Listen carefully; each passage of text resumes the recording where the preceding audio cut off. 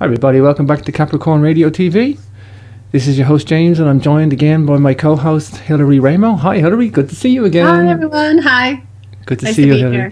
here. We got Dean Henderson on today. We got a serious show today, Hilary. We're going to talk to Dean Henderson, born in South Dakota on a cattle ranch, earned a BLS at the University of South Dakota and an MS in Environmental Studies at the University of Montana, and that's where he founded and edited one of America's first zines, the Missoula Paper, and he was a columnist for the Montana Kaimin. In 2004 he won the Democratic primary for Congress in Missouri's 8th District. Dean's penchant for social justice began in 1985. There he travelled to war-torn Nicaragua with Witness for Peace, and since then he's travelled to 50 countries on 6 continents. Dean has 4 books. We're going to touch on, I guess, a bit of them all today.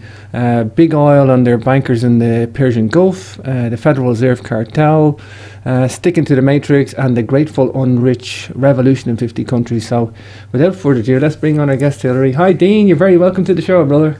Hi Dean, hey. Welcome. Hello James, Hilary, glad to be here. Thanks for having me. Well, tell us a bit about you. 6 countries, 50 countries, 6 continents. Dean, that's a lot of traveling, brother. Yeah, I guess, I don't know, it gets in your blood, you know, once you do it, you want to do it more, and it really reinforces, or reinforced for me anyway, my revolutionary outlook on the world, and because you go to these countries and it's the same corporations sort of dogging the people, you know, and exploiting them, and banks and same, you know, and then you find out there's 1 or 2 families that run India, you know, and there's 7 families that run Guatemala, whatever, you know, and it just makes you more. And then, you know, we just returned from Guatemala, Belize, Mexico trip about a month ago. Went down for a month, and you see Guatemala just in a shambles. It's really a 4th world country now. I mean, the infrastructure is just decaying, but there's revolution in the air there. They threw out Molina, the president. They threw out the vice president.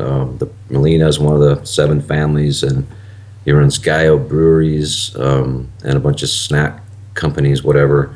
But he went immediately to court on fraud charges, you know, so they didn't just throw him out. They, you know, hauled him in.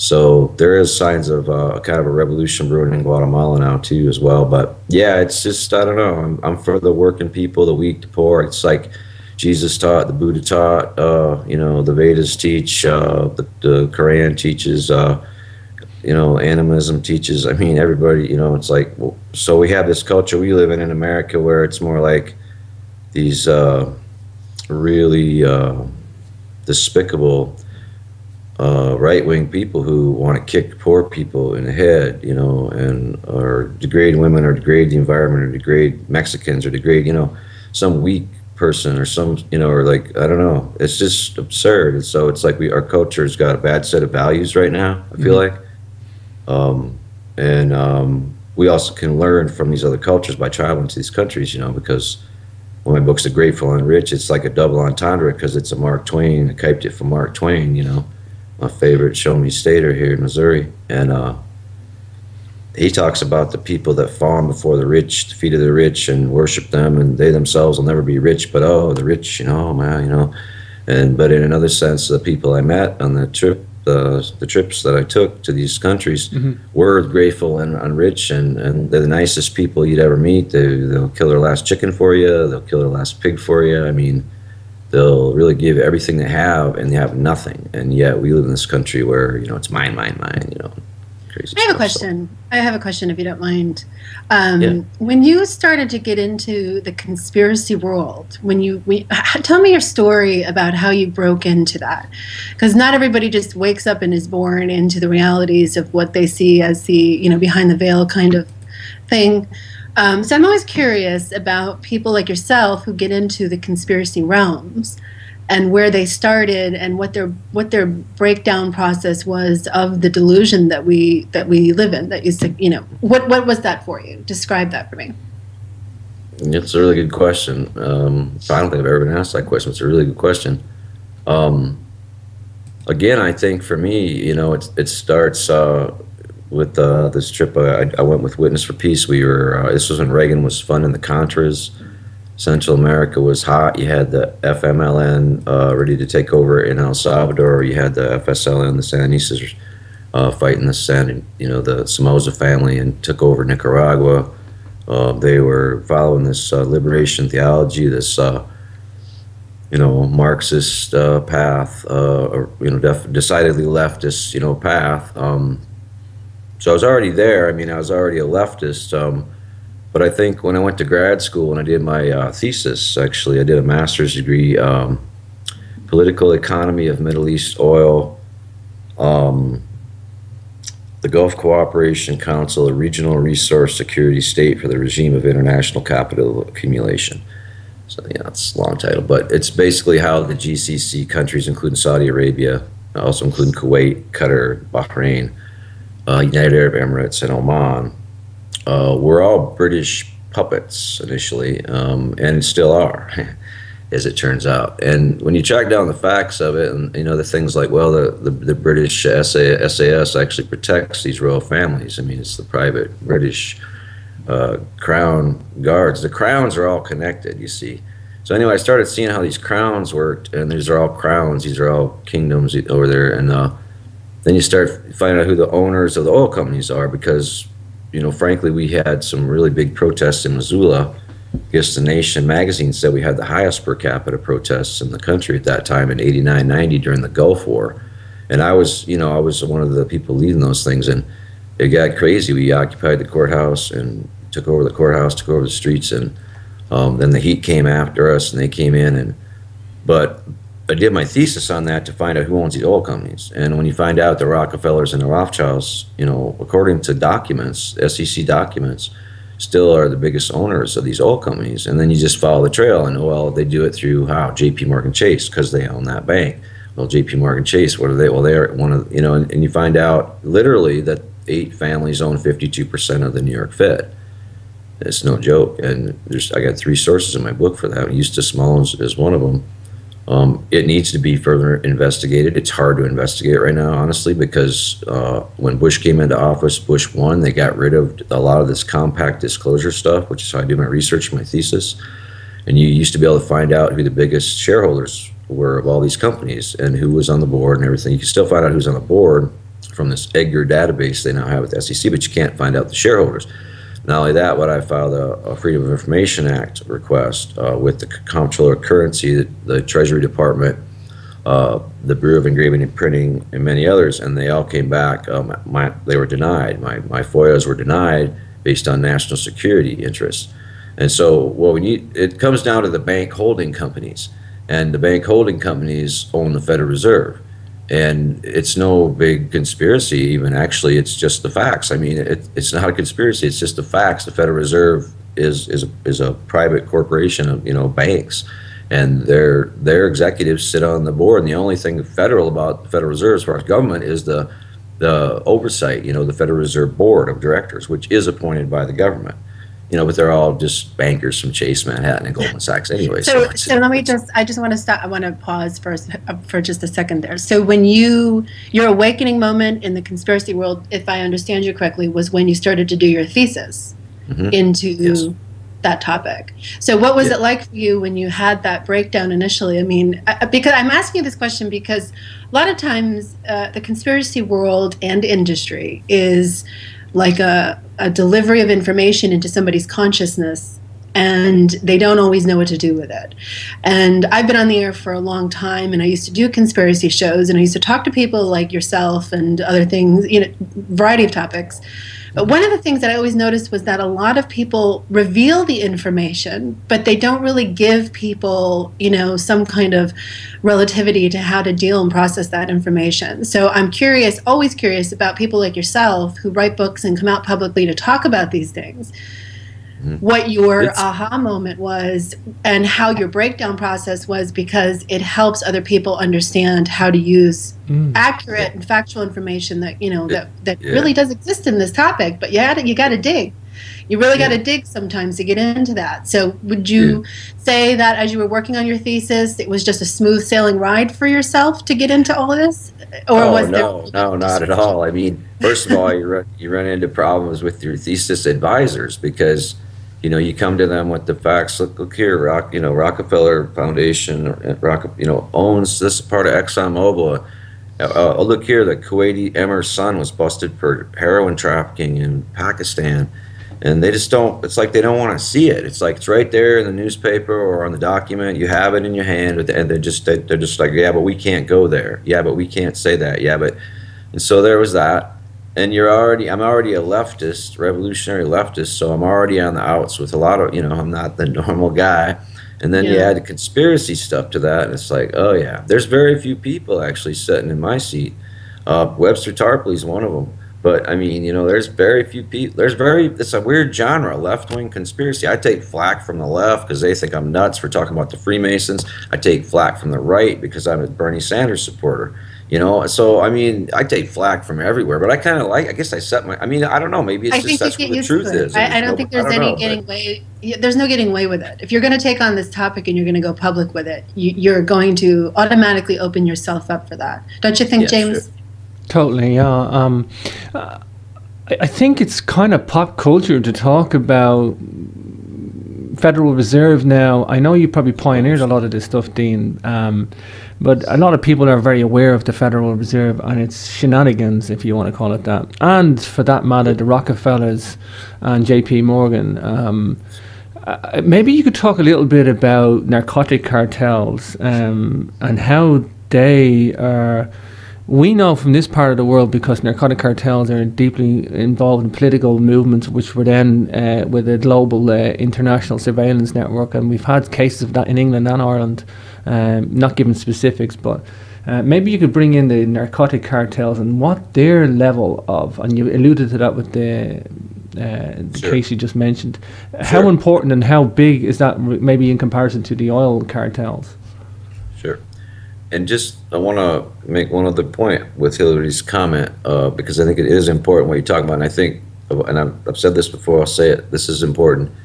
The reason people can't embrace this conspiracy stuff is because I think 99.999% of them are good people.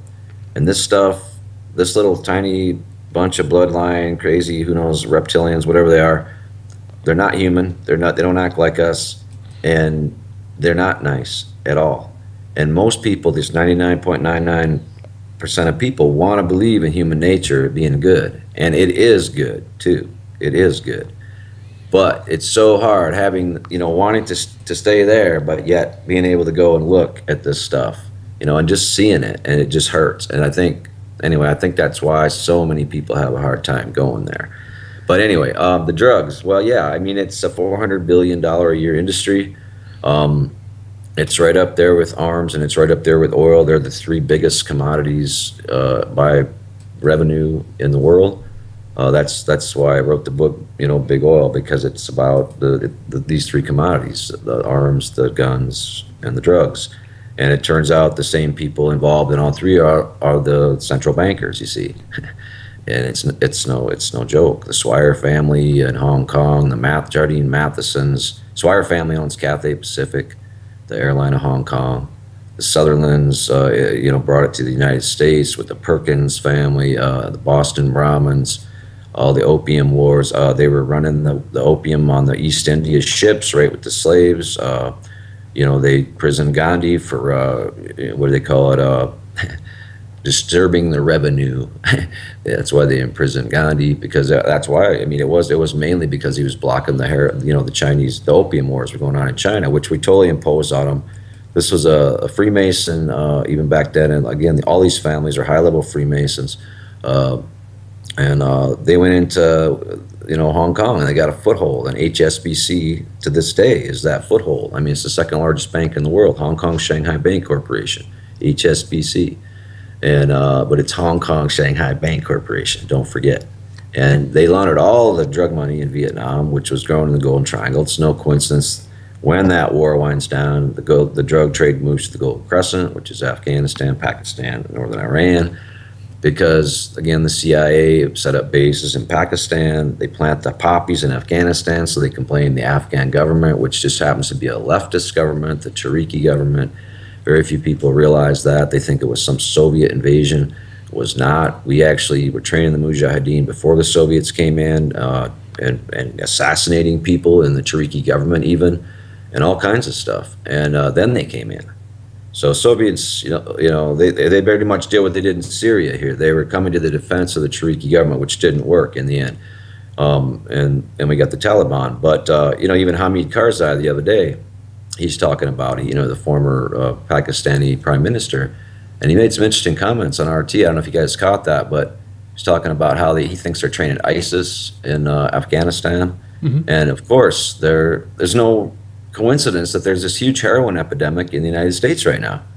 And we have Afghanistan, the poppy fields, and the Turkish Grey Wolves Mafia runs it through Turkey.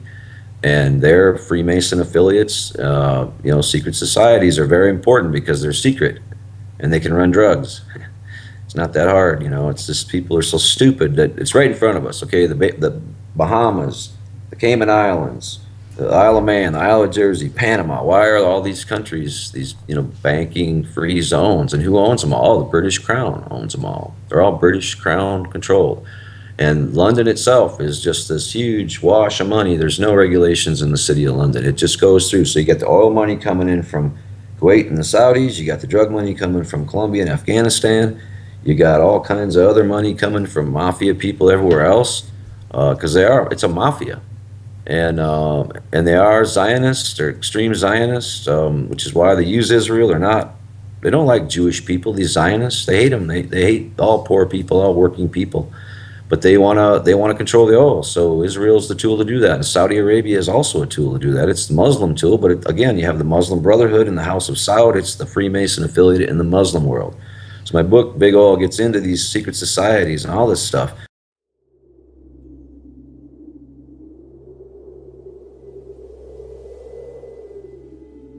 There is something majestic in the land of Ireland. This is known the world over. The Celtic Irish are descendants of the Tuatha De Danann, a mysterious, supernatural race of gods written about in ancient Irish Gaelic texts. This is the basis for all Irish mythology, and our megalithic ancestors are interlinked with these peoples. You have a chance to come and see these monuments and temples for yourself. The megalithic landscape is rich in the realms of myth, legend and wisdom. Come see all this on the most spectacular Sacred Sites tour in March 2016. This Sacred Sites and Equinox tour is not to be missed. Tour highlights include Grinning of Aillock Observatory, the Giant's Ring Henge and Dolmen, St. Patrick's Day Special at St. Patrick's Ancient Chair, March 17th, Knockmany Passage Tomb linked to the Queen Maeve with special access, Beemore Temple Complex, Dunluce Castle, the Giant's Causeway, Beltany Stone Circle, Kilclooney Dolmen, and the Loughcrew Equinox Event Alignment. Of course, we will see the famous tombs of Newgrange, Noath and Doath, also Fornox Rock Art and Shamanic Chamber, Tara Hill Complex, and we're going to finish at the Tuatha De Danann's origins in the northwest of Ireland at Carrowkeel, dated 3500 BC, and the famous Carrowmore 5000 BC complex. Check out all the full itinerary on the Tours Events page for more details at jamesswagger.com.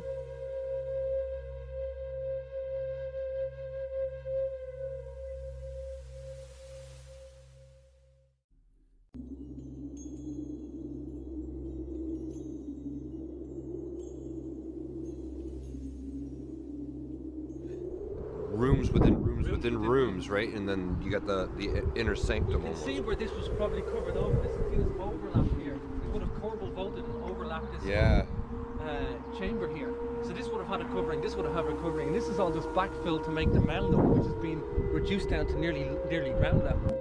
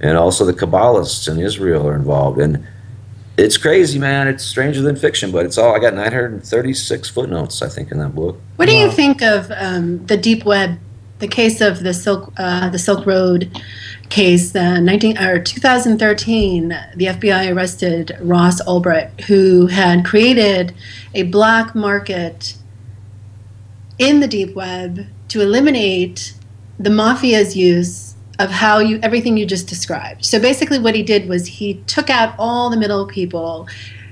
Actually did a study where they somehow managed to determine that the amount of drug violence had decreased during his operation of this free black market on the deep web. Are you familiar with that case? I'm not actually familiar with that at all. No. Yeah, you might want to look into that. The deep web is a very interesting place once you start getting into it. And what they had done was they had hooked up the drug cartels directly with the buyers and completely cut out everybody. And the way that they broke into his server in the deep web is the big mystery. And if they do ever disclose that, then they will actually be able to get him out of jail, because they actually used illegal tactics to get into his server, to break into it, and to do what they did. And then they stole all of the bitcoins that were in the marketplace. So the authorities came in, stole all the bitcoins out of the wallets, which was billions of dollars. And it's been shut down since 2013. So now it's kind of like back to mafia business as usual. Yeah, no, it's a classic example. That's not what's happened. Actually, what's happened is they have taken the model that he set up as the black market in the deep web, and they have created multiple markets. So they're experimenting with creating a completely digital currency to run the entire drug market, to take it out of the mafia's hands. So there's kind of like this little thing going on that nobody knows about that's gigantic. So people I never trusted Bitcoin. Need to know about this, because this is kind of what's going on while everybody else is reading books on this topic and thinking that they understand the system. I have a hard time believing that the real system is going to be allowed to come out publicly on a grand scale through all kinds of different amounts of information. And what I've seen on the surface web, because the surface web only gives you access to 4% of information. So if you Google something, or you go in to try to research something, even with great intentions and trying to do the right thing and put things together, you're only getting 4% information, period.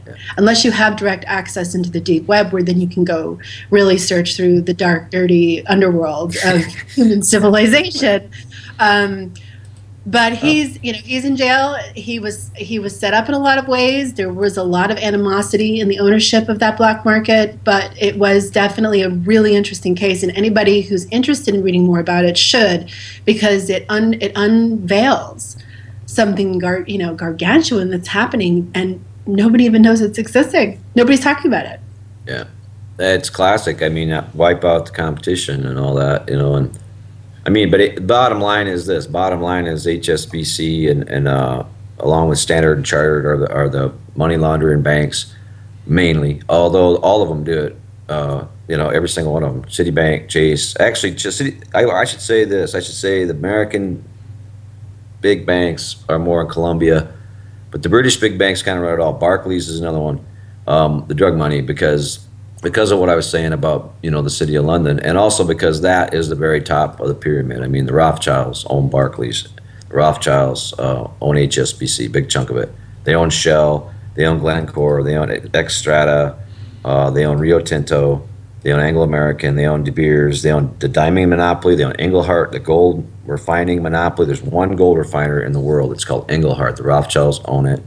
I mean, it is, and it's documented, researched, the facts. So really, every university, for example, in this country should have a Rothschild Studies Department. It's hard to say. But they should. I mean, that's how powerful these people are. And if people say, really, is it 8 families? I say, no, they're inbred to the point where it's actually one family now. It's actually one family.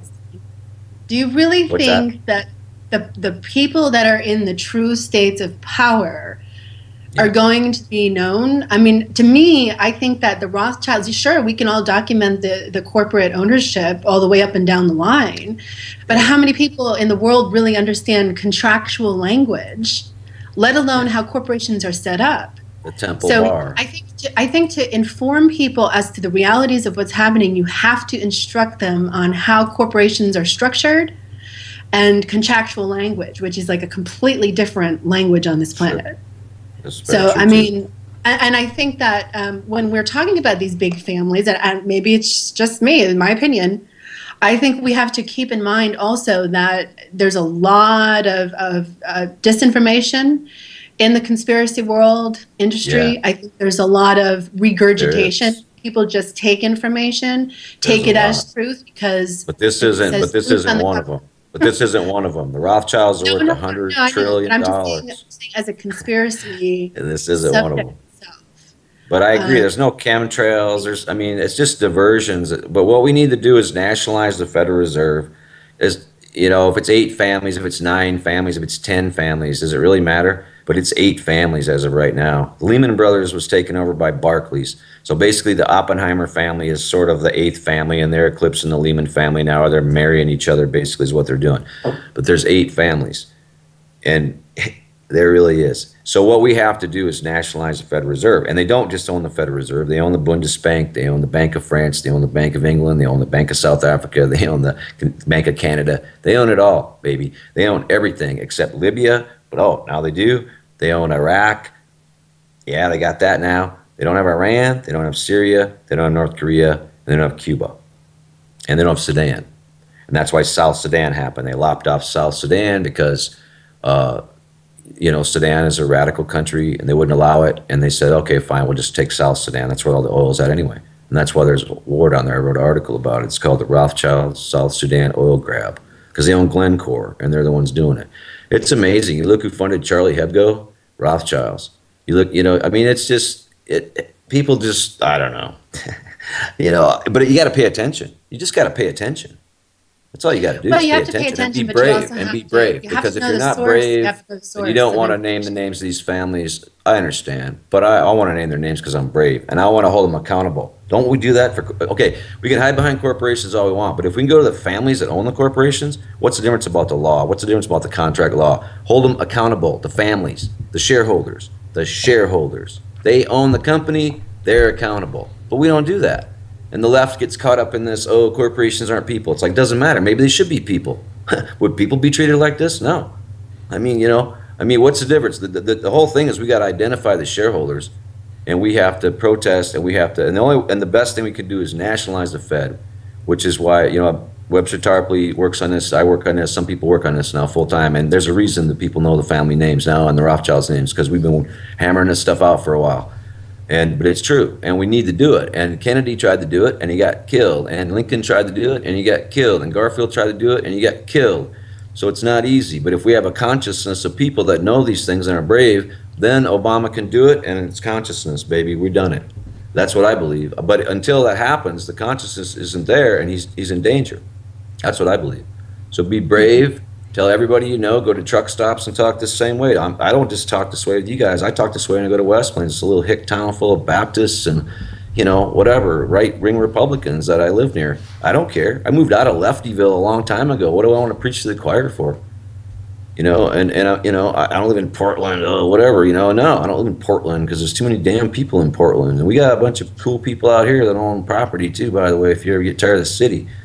And it's a good place. It's clean water. It's I'm just saying, it's clean water. It's clean air, and it's going to be a place that we're going to make it, man. No, come what may. And there's a reason Jesse James hid here, and there's a reason Ma Barker hid here, and there's a reason a lot of people have hid here in the Ozarks over the years, the Ozark Mountains where I live, and it's very easy to get lost here. Maybe you could comment on the Bitcoin. I'm not a fan of Bitcoins either, but maybe you could pass comment on that then. I never trusted it just because it sounds an awful lot to me like, the sort of New World Order plan to put in a digital currency, doesn't it? I mean, and then all of a sudden all these like Max Kaiser and all these people are pushing Bitcoin. I'm like, really? I don't trust it. No, it's too easily manipulated. It's even more easily manipulated. And that's where banking's going. It's just, you don't know how to get a statement anymore on paper. I mean, it's all going this way. So why would this help us? I don't get it. And I think it's totally, I don't know, it could be as bad as it could be a front to sort of steal from conscious people, steal their money and tank. I don't know, but I'm not a penny. Not a penny in Bitcoin, dude. Personally, Yeah, what's interesting about Bitcoin is it's regulated on the surface web, but not regulated in the deep web. There you go. So they have found, and now it's starting to be traded on the surface web. So they're beginning to create a digital currency that is much like Wall Street, that takes out the Federal Reserve. You don't need to nationalize the Federal Reserve. You just need to eliminate it. That part's so if good. you have the technology put into place to track everybody and to keep everybody digitally controlled, which they do, then creating a digital currency makes perfect sense, very logical. And being able to do whatever you want in the deep web and being able to control it on the surface web makes it an ideal currency for a world population. Yeah, and drug laundering and everything, right? Just everything. So I don't trust it. You know, but yeah, the whole thing is I think we do have to nationalize the Fed, and here's why. And I know people say end the Fed, and they don't, but nationalize. This is what it means. We would take $17 trillion debt, I think it is, or 18 maybe now. Probably $5 trillion of that is owed to China, Saudis, Japan, you know, maybe $4 trillion only. The rest of it's owed to these banking families in the form of bonds, treasury bonds. So what we do is we nationalize and we seize the assets of those families, and we wipe out $14 trillion of debt. Then we owe $4 trillion to the foreign interest. We pay those off at par. That's the right thing to do. It's not their fault. They weren't trying to put us into usury like these families were. And then we take the nationalized Federal Reserve and we can use it. I mean, we can use it to do zero interest infrastructure projects. We need a huge new deal right now, bigger than FDR. I mean, there's all kinds of things that need doing. The private sector is not going to hire people. We're in a thing where it's a permanent change in the economy. It's not coming back. Technology's replaced human labor to the point where these jobs aren't coming back. Someone went to China, yeah. Someone went to India, yeah. But a lot of these jobs just that ain't coming back because the private sector can't make money off of this building road stuff. So we have to make the government the economic engine, and we do that by nationalizing the Federal Reserve. And that's what Bill Engdahl and, you know, the Lyndon LaRouche people and, you know, the people that I sort of respect talk about, and I talk about it. We have to do a huge new deal, and we use the Federal Reserve. Then we nationalize the oil companies, and we take their assets and we put them into solar power. We put them into, you know, studying small hydro. You know, well, we have to localize the power grid, and we have to use what's there. So in my area, it'd be small hydro. In your area, maybe it'd be something else. And then it doesn't transmit as far. Transmission is where you lose the solar, where you lose stuff in the power thing. That's just the way it is. You lose it in transmission. So localize the whole grid. Do that by nationalizing oil companies. Then you nationalize your mining companies. You nationalize the insurance. So there's no fault insurance on cars. There's single payer health care for everyone. And you don't have to buy insurance for your house because that's a government thing too. And then you nationalize your grain processing sector, which is Cargill, Monsanto. You know, it's not the farmers you nationalize, it's the people that own the big elevators in Minneapolis and own all the barges on the Mississippi River, which is Cargill. That's the big one. By far, half the world's grain they process. Half the world's grain. One company, because they merged with Continental Grain. And Dan Brown's excellent book, Merchants of Grain. If you haven't read that, it's in the 70s he wrote this book. And at that time, 5 families owned the grain trade. Now it's 3. And Bungie and Born is another one. They're Brazilian French. And Andre is another one. They're Swiss. They own Archidani's Midland, you know, on and on and on. But they own the meat packers too, you know. Iowa Beef now owned by Tyson. I mean, the Cargill owns XL. They're the number 3 turkey processor. They're the number 1 egg producer. I mean, Cargill, the number 1 salt producer, the number 1 sulfur producer in Morocco, the number 1 orange juice producer in Brazil. I mean, it's crazy. So nationalize all that. Thank you very much. Do like the government of Thailand does. Give your farmers a fair price for rice. That's what Thailand does. That's what they do. They give them a fair price, guaranteed price. So no matter what, then they keep whatever's extra for the poor people as a subsidy. They give away rice. Then they take what's extra after that and they auction it off to Cargill and Monsanto and Andre. They auction it off, make more money, you see? So it's capitalism, good old capitalism, but you have to have a socialism aspect ahead of that, nationalize it. Just use common sense. It's common sense we need to use, man. And there's no common sense in this country, I don't find. I mean, it's just all dogmatic, ideological nonsense, right? I mean, especially on the right. the left can be like that too, but especially on the right, it's just Ayn Rand and off to the moon, with these right-wing sort of, drown government in a bathtub. And I mean, can we even have a conversation with these people? I don't think so. So I don't. We're talking on the macro scale here, Dean. We're talking all this on the macro scale. In a practical sense, what can people do? I'm a non-compliant person just for the sake of it. I don't believe people have to be anarchists. However, if these people have basically limitless money, they have basically they have, for all intents and purposes, limitless bank accounts, limitless zeros, banking cartels, elite families, and controlling oil mining and gold reserves.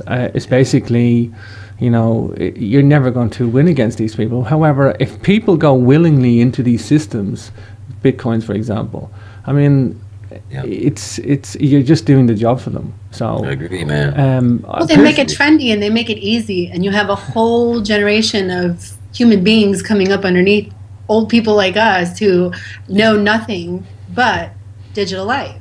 Really, think about it. I know, and then so it's going to be warm and fuzzy for them. It's going to be nice and convenient for them. They're being completely groomed for a completely digital culture. Being plugged in, they're being plugged into the alien, frequency. I mean, Android technology. I think about it. It's like they're literally taking the humanity from people with these mobile devices and Facebook and all this crap, which I use as a tool, but I hate it. And I just use it like a hammer, and I put it back in the shop. I don't sit there and here's a deer picture. You create a signal. You create a signal. You know what I mean? It's like, wow. So that's the danger that we have to guard against, is the people get too far out on this stuff. I mean, still today, for example, this is here. We're using it, and it's good, internet. But I'm just saying, we have to live in the real world too. And are we ever going to actually go out into the streets or go out into the mountains with rifles and have a revolution if we're just sitting there, on Facebook or doing this? Or that's what I get frustrated with this sometimes. But I'm having a great time. I'm just being, that's how I am. I question everything. Using the technology to get information out, to create something that people can make their own minds up with, right? Yeah, exactly. Research more. Oh, why not? And then you have that 4% of information available to you. But I agree with you, James. That's why, my third book, Sticking It to the Matrix, that's exactly what that's about. It's about how to get out of the system. I think you can have one fit. I think my point is, I think you can have one. The nuts too. I think you can have one foot in. I think you can have one. And extract from it, take from it, take free stuff from the system. So that's what that book's about. And I am an anarchist, just for the record. I don't know what else to call myself, because I'm just my own guy, and I want everybody to be their own guy and their own gal, and I don't want to control anybody, and I don't want to be controlled. And I think it is the model actually that we have to work towards, where there's no even councils or anything. It's just leave us alone. We can handle it. But I don't know, maybe we have to go through a phase of nationalization and socialism to get there, just to redistribute the wealth, because how are we going to just go straight to anarchy when, the Rothschilds got 100 trillion and then they could just, they're already doing what they want. I mean, anyway. I think you're right. I think they're going to social engineer everything from the trendy technologies, and they're going to use that all against us. However, I think it's okay to have one foot in the matrix and one foot in the real world, your own world, your personal world. True. But however, I think the foot that you do put in the matrix, be careful what you're stepping on, is my point. Yeah. Make sure what I like to do is, when I go buy groceries in the shop, I always pay cash. I refuse to pay it on a card, because your data that's used when you buy shopping, they're giving you out these loyalty cards in supermarkets. Well, they do this in the UK, for example. Yeah. And then your loyalty card has your name, your date of birth, your address, and they market that information against you. And they'll say, well, this guy bought a car magazine, and this woman bought a hair product, and this is a successful sale, and and they can use that marketing information, and they sell your data to companies. And when you have a population of 60 million, and they know that 3 million shop in Asda and the other 2 million shop in Tesco, and they just sell this marketing information. However, I just buy cash, everything with cash. I refuse to do it because and I know I live an awkward life. I'll have to go to cash machine, I'll get it out. I know most people won't do that. Well, that's me. I want to be that guy. And I also I don't have direct debits for anything. I will not pay everything by automatic bank transfers. I pay every bill online myself manually every month on principle, because I'm not going to be one of the guys that's marching to the death camp. I'm not doing it. The other people can go if they want. But yeah, I know. You know, and it's an awkward system to do that, but I like it. I like it. I actually think making it harder to do things simple, but it's all marketing, and it's all, and it is an energy thing too. I think they really are trying to plug us into this sort of automaton mentality, because there is something fundamentally different when you're on a computer than when you're not on a computer, and you got to really watch your time on computers, I'm noticing. And yeah, because we got to be grounded, and it's also, you know, there's all this information. It's too much information is what it is, and it's overwhelmed. Alvin Toffler's Future Shock, I mean, it was almost like, were they telegraphing this? Because that's what he talks about, is just bombarding people with information and making them lose their way, lose their moral compass, you know, lose their faith, if you know, well, or that's just what I was talking about. Sense of humanity, right? So it's interesting. So but yeah, on the other hand, yeah, we have to use it. We have to have one foot in. We have to get the information out. It's great. I mean, in the sense that yeah, I mean, we can sit here and talk. I mean, from a long ways away, man, and I can not have to go to town, or, you know, whatever. But so there's ways. There's light at the end of the tunnel. There's ways to deliver this information that empowers people instead of just terrifies people and makes them run in the other direction, get completely paranoid and cut off from life. Yeah, you can't be scared. Yeah, you can't be scared, because I think one of the things in the conspiracy circles is this tendency to think these people are omnipotent, you know. And they're not. So, like, not everybody, you know, like I get people, you know, oh, Bernie Sanders, he's a Zionist. No, he's Jewish. He's not a Zionist. He's disagreed with Israel more than any candidate by far in either party. He refused to meet with Netanyahu in March, was one of a handful of senators that wouldn't. So he doesn't carry water just because he's Jewish. But they get so used to thinking everybody's controlled, you know, by these people somehow. Anybody that could possibly, it's not true. It's not true. I mean, there's been a number of recent elections, even in Greece. I mean, Syriza's in power, for Christ's sakes. You know, in Spain, you've got a left-wing party threatening to win the elections there. You've got rapprochement with Iran and Cuba. You know, the world is actually moving left finally, I think. Well, you also have these ideal civilizations starting to take place in countries like Iceland, Norway. They have these really revamped type models that are extremely successful that you never hear anything about, because everybody's so distracted with what Rothschild's doing over here and the reptilians over here, and oh my God, I can't move because you might be one. I mean, it just goes and goes and goes and never stops. Yeah, well, there's a case in point. Norway nationalized. Other countries, if you look at these models in these other countries and you really just study them, and then figure out ways to implement those kinds of structures into the World Bank countries, you then become a real threat, because you actually have a logical answer to this kind of capitalistic monarchy that happens. And you know, people want answers. They want to know how to do it. Everybody wants to complain, but nobody wants to fix it. Yeah, everybody wants to be scared of it, but nobody wants to offer real solutions that are tangible and able to lead people into a different paradigm where they're not so caught up. Yeah, be proactive. Don't be a reactionary. You know what I mean? Don't be a reactionary. Come up with your ideas. Like we're talking about national. Well, okay, Norway, for example, nationalized its oil sector. That's why it's sitting pretty, because they got the North Sea oil and they got state oil. It's called and that's why we oil. don't hear about them either, because it's and they're nationalized. Yeah, the Norwegian people get 100% of those profits, not some fat cats. Yeah, sure, they got a board of directors. I'm sure they're well paid, but that's the shareholder, Norway. Like the Green Bay Packers, you know, they're owned by the people in Green Bay, the only NFL team, and not by some billionaire owner, which is great. I'm a Vikings fan, unfortunately, but it's just, there are answers to all these things, and the thing is, Bernie Sanders, listen to him, because he's got many of the answers, and we can't sit there and, you know, look at sites like Drudge, and I think Alex Jones, I heard, was running Bernie Sanders down, and who are these people? Alex Jones, he's a right wing, you know, I mean, his politics are totally right wing. Where was he at the Republican debates dissecting these people? Is he a shill? Maybe. I don't know, but I don't trust him because he's like freaking Rush Limbaugh conspiracy guy or something. I mean, he's so right wing. And it's just over the top. So is he working for the Rothschild? Maybe. I don't know. I don't trust him. Well, see, and then I don't trust people that run Bernie Sanders down right now because he's the best chance we've had. Sorry, yeah. But I got to finish this. He's the best chance we've had since, wow, Jesse Jackson maybe? Except he's more electable. Well, I mean, and that's what tends to happen, unfortunately, is everybody starts pointing their fingers at each other and they fight within an industry, within a genre that is supposed to be bringing truth to the surface. Yeah. And instead they're all, you know, spreading gossipy rumors about each other. They're all pointing the fingers at oh, this person, that person kind of thing. And personally, I think there are some people that love that atmosphere and they thrive in it. And then there's other people who are very turned off by it.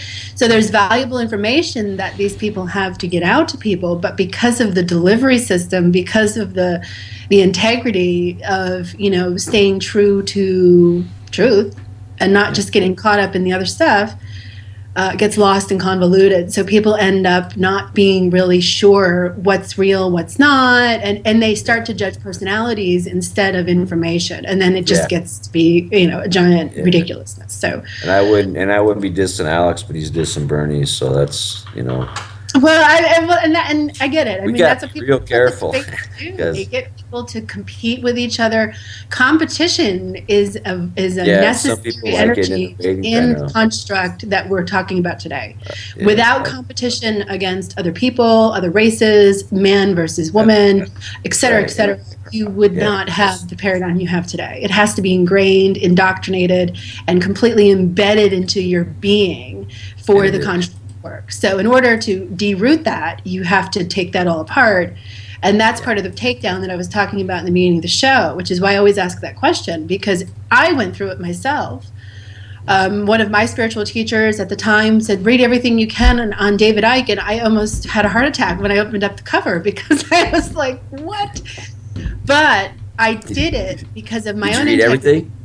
Yeah, every single book. And then did He's the greatest. Just for the record, I think he's the greatest thinker of our time. Okay, go ahead. I wanted to ask him specific questions after I digested his whole content, all of his material. I wanted to speak to him and ask him questions, and relevant to current times at the time. And it was fascinating because he really did have very logical, sensible answers. And so that my break apart was that. So I always ask, it's like cracking open consciousness and really starting to let things pour in and open up, and move. And I got very concerned. I started a radio show because I needed an outlet. A lot of people don't have that. So they don't have something or someone else or other people to talk to about it. And they find themselves migrating to groups where, I don't know, it can be one way or the other, I guess. It can be very fanatical. It can be very passive, observational type thing. But either way, there's no movement. It's just, well, I'm going to take this side and this opinion, or I'm going to take this side and this opinion, and I'm going to lump everybody into one category. And if you look like this, you must be that. And it can't work like that. That's an entrapment in itself, honestly. Yeah, you're building your own prison, I guess is what David Icke would say. You're building a micro prison planet around your head. Yeah, around your head, around your, you know. No, and me too. I really think he's the greatest thinker of our time. He's putting out all his stuff. He's read, my God, he's read so many things. And I'm honored that he runs my articles sometimes on his site. But on the other hand, he's just a person. I know he'd tell you the same thing. And like and he says, and I say, disagree with me, please. I don't want you, I don't want anybody.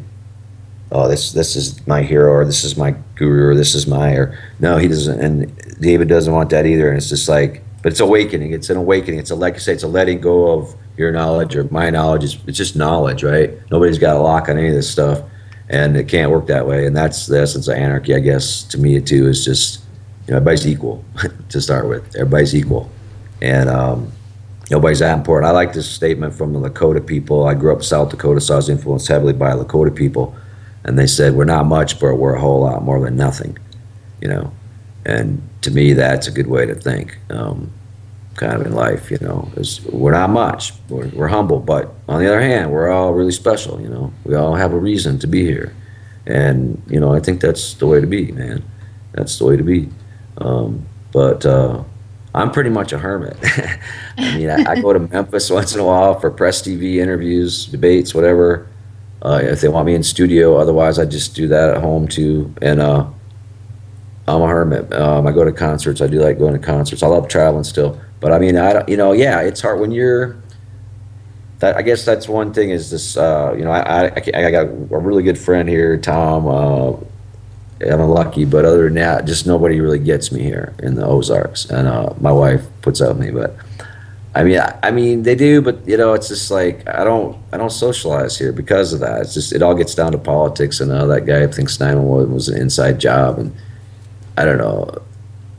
But I influenced a lot of people when I ran for Congress here too, and I did get 73,000 votes. And I mean, people respect me here too. They just kind of they don't know what to do with me. So I don't know what to do with them either. You know? But anyway, you guys, I'm sure you guys know what I mean. But it's just you know, I guess at some point you gotta decide and you know what you're here for. And sounds like you guys have maybe found what you're here for, and I found what I'm here for. And we're doing it. So do you have any hope or faith for the future coming around and making changes? Changes that would be beneficial. I have a lot of, I do. Now, I don't think it's because I'm an optimist either. I just think it's a really exciting time right now, actually. You know, I've never seen anything like it in my lifetime. You know, I'm 50, I turned 50, and I've never seen a chance like this that we've ever had to not just change the president or, you know, whatever, but to change the power structure on the whole planet. And other countries are not helping. You know, led by Putin, in my opinion. Yeah. And countries are helping with military forces are helping. So are you kidding me? I mean, we've made a ton of progress. We've made a ton of progress over the last 20 years, 30, 40, whatever. Has there been bad things too? Yeah. Is there concentration of power worse than it was 40 years ago? Yeah. So they've made strides too, and that's where we're at. We're at this interesting time where it's all in. It's pretty much you're going to have to be all in right here. There's not going to be like a middle ground, or you're not going to be able to say, you know, oh, I sort of, no. It's like you pretty much you're going to have to pick a side is the time I see happening right now. And make sure you pick the right side, and that's what the weak and the poor and the meek and the downtrodden, just like Jesus taught in the Bible, man. Sure. Make sure I think it comes down to compassion too. We need to learn compassion. And the power structure that we need to change is our own. And once we start to do that within ourselves, we start to change ourselves, our relationships around us, and it spreads out that way, our communities, our states, our countries, world powers, etc. Absolutely. I think one of the most empowering thing people can do to change a capitalistic society that we have is become conscious consumers. Being very aware where your food comes from, being very aware where your products come from, because let's face it, people are not going to give up a certain level of lifestyle that they've attained, but they do have more empowered choices. They just have to be educated on some of these choices. And it really does start with what's coming into the body through our food system, through our water system. And I mean, somebody has to lead these people to where to start, because not everybody just goes ahead and says and figures that all out and says, well, let's figure this out first. But that's what you're doing, and I appreciate the work that you're doing, and I thank you for sharing this hour with us and sharing your information and writing your books and doing your blog. Do you want to give people the best way to contact you, how to find your work? Yeah, you bet. You can just, the easy way, just Google my name, Dean Henderson, and it should be the first thing up, and then it's just Henderson left hook, and you can subscribe to my site for free. You'll get articles or interviews when I do them. By the way, send me a link to this interview, guys, if you wouldn't mind. And then I'll post this one on my site as well. Other people can watch it. Hopefully you guys will get some new viewers from it too, maybe. And that's the easy way. Yeah, and just thanks for having me. It was great to meet you guys, James and Hillary. And, you too, brother. And seriously, if you're ever in the Ozarks, look us up. Here we are. I hear the Ozarks is a very beautiful place. Dean, of course, you have 4 books on Amazon as well.